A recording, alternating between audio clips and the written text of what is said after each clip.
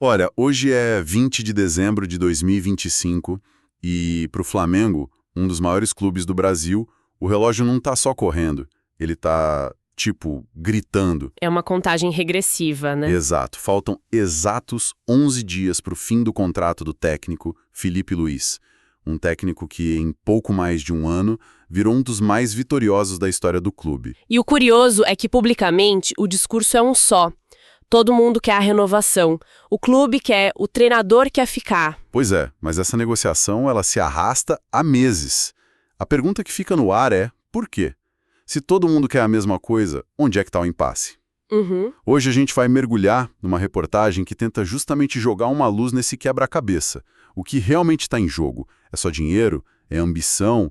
Ou são as cicatrizes de um passado que o Flamengo se recusa a reviver? Bom, vamos tentar desvendar isso. É uma ótima pergunta, porque a resposta não é nada simples. O que parece ser só uma renovação de contrato é, na verdade, um cabo de guerra.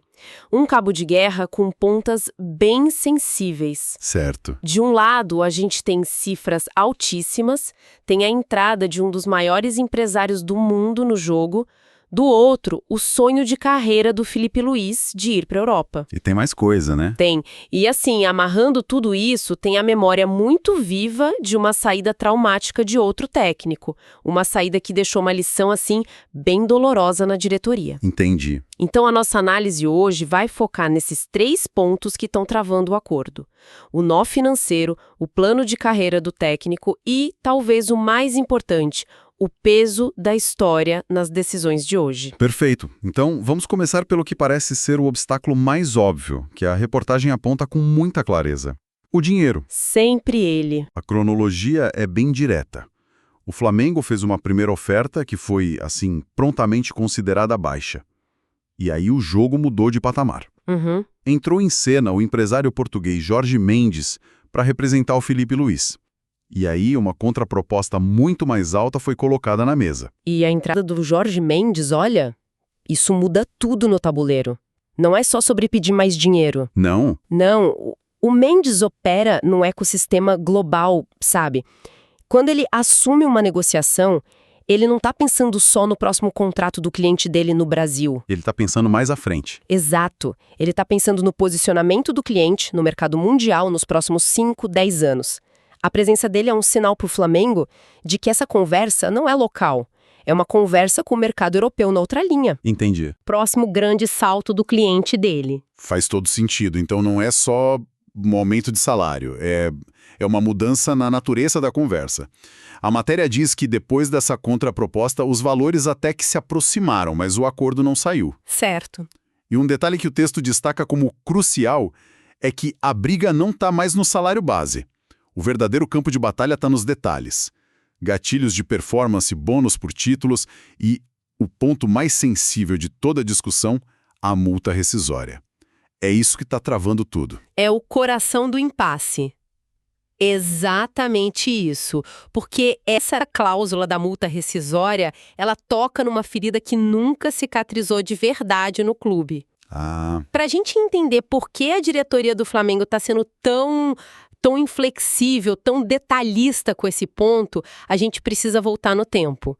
Lá para 2020. O fantasma de Jorge Jesus. É impossível analisar a negociação de hoje sem entender o fantasma de Jorge Jesus. É uma história que o torcedor do Flamengo lembra com calafrio, né? A nossa fonte narra isso muito bem. Em 2020, o Jorge Jesus, no auge absoluto, vivendo aquele momento mágico, negociava a renovação dele. Uhum. E ele impôs uma condição muito clara. Uma multa rescisória extremamente baixa, coisa de 1 milhão de euros, caso a proposta viesse de um grupo específico de clubes da Europa. E a diretoria da época Cedeu.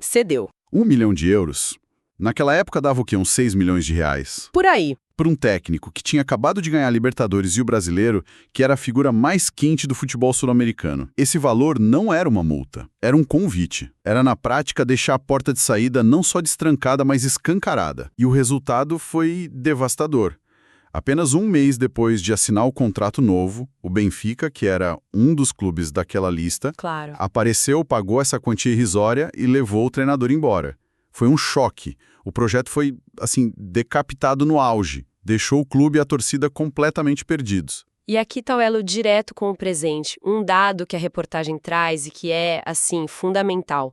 O atual presidente do Flamengo, o BAP, que está liderando pessoalmente as conversas com o Felipe Luiz, Certo.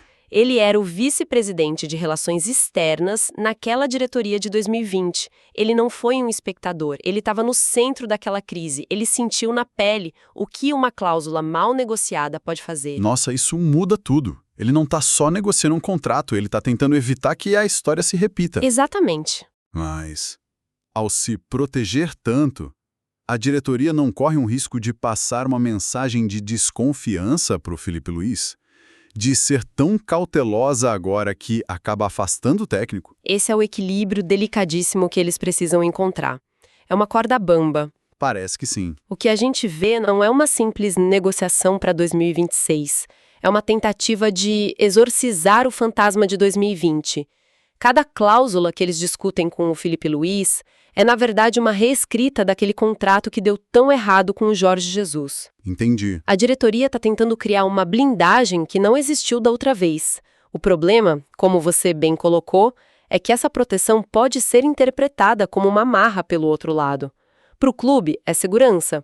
Para o técnico, pode parecer falta de flexibilidade. Falta de flexibilidade para um plano de carreira que, legitimamente, inclui a Europa. Exato. Certo.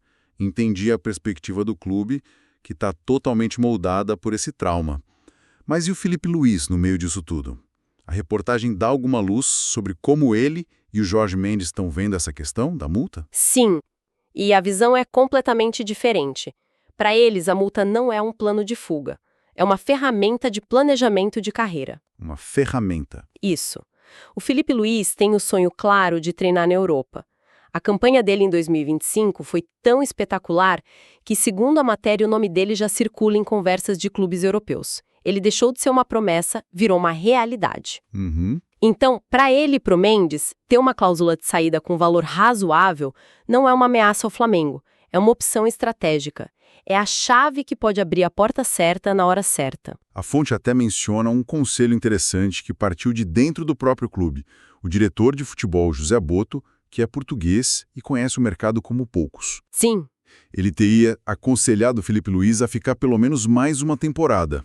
A lógica seria que esse tempo extra o deixaria mais maduro, mais cascudo, sabe? Para não chegar na Europa como uma aposta, mas como uma certeza. Exato, e isso ilustra o dilema central do Felipe Luiz. Ele está numa encruzilhada, a decisão de renovar e principalmente os termos dessa renovação define o próximo capítulo da carreira dele. Ele tem dois caminhos. Basicamente 2 caminhos. O primeiro, Ficar, consolidar uma dinastia no Flamengo, empilhar mais títulos e se tornar uma lenda incontestável. Daí, daqui a 1 ou 2 anos, ele iria para a Europa numa posição de força ainda maior. talvez para um projeto de ponta, né? Começando do zero. Exatamente, começando um projeto do zero. E o segundo caminho? O segundo é aproveitar o momentum. Ele está no auge, o nome dele está quente. O risco é que a janela de janeiro na Europa, que está chegando, é meio traiçoeira. Como a reportagem contextualiza, é uma janela de meio de temporada. Geralmente, os clubes que trocam de técnico em janeiro estão em crise. Ele poderia acabar pegando um time em apuros, um incêndio para apagar, o que é um desafio muito maior. Sei. A multa rescisória, no fim das contas, é o que define o nível de controle que ele vai ter sobre qual desses dois caminhos seguir e quando. E enquanto esse xadrez estratégico todo se desenrola, o calendário ele avança. A reportagem é muito clara sobre a urgência, existe um prazo informal para que tudo seja resolvido, 25 de dezembro, Natal. Faltam 5 dias. A pressão é enorme. E quais são os impactos práticos dessa demora toda para o clube? O efeito dominó é gigantesco. Afeta o clube de uma forma muito concreta. Não é só a ansiedade da torcida, sabe? Claro. Todo o planejamento para a temporada de 2026 está em um compasso de espera. Pensa bem, como é que você negocia a contratação de um jogador caro sem saber se ele se encaixa no esquema tático do técnico que vai estar no comando? Não tem como. Como você decide se renova ou não com aquele volante experiente se não sabe se o treinador conta com ele? E os jovens da base que o Felipe Luiz promoveu? O futuro deles também fica incerto. A demora, sim, ela paralisa o departamento de futebol. E o que está em jogo para o Flamengo não é pouco. A gente está falando de manter a base de um trabalho que atinge um nível de excelência muito raro. Raríssimo. A lista de conquistas dele desde que assumiu em outubro de 2024 é impressionante. A matéria enumera Copa do Brasil, Supercopa, Campeonato Carioca, a tão sonhada Libertadores e, para fechar o ciclo, o Brasileirão. 5 títulos em uns 14 meses. É muita coisa. É absurdo. Mas não foram só os troféus, foi a performance. O texto relembra um momento que resume isso, que foi a final da Copa Intercontinental contra o Paris Saint-Germain. Um empate em 1-1, com o Flamengo jogando de igual para igual, sabe? Controlando partes do jogo contra uma potência mundial. E a repercussão daquilo foi global. Tem uma citação que a matéria recupera que é espetacular. O Tony Cruz, uma lenda viva do futebol, assistiu aquele jogo e foi para as redes sociais dizer que estava surpreso com o nível do Flamengo. Sério? Disse que os melhores do Brasil podem competir com a Europa. É incrível pensar nisso, né? Um cara como o Tony Kroos, que já viu de tudo, parando para assistir um jogo do Flamengo e ficando impressionado. É de arrepiar.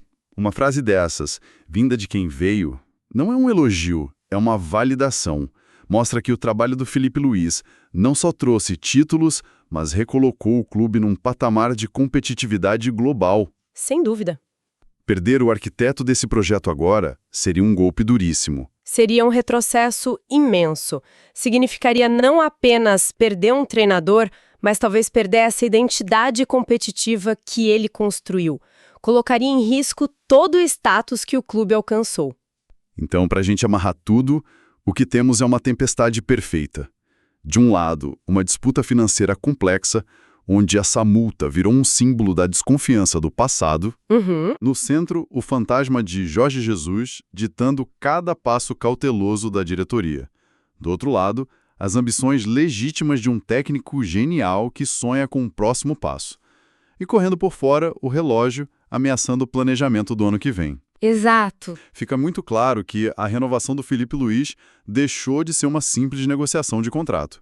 Virou um jogo de pôquer que vai definir o futuro do Flamengo. Perfeitamente colocado. A reportagem detalha uma negociação, mas no fundo ela revela um debate muito mais profundo sobre valor e risco. Valor e risco. Isso. A pergunta que paira no ar para a diretoria do Flamengo é: como você recompensa e protege um técnico que te levou a um patamar global, sem criar a mesma vulnerabilidade que quase destruiu um projeto vitorioso no passado? É o dilema entre celebrar o presente e se blindar contra a repetição da história. E pro lado dele? E para o Filipe Luís, a questão é igualmente complexa.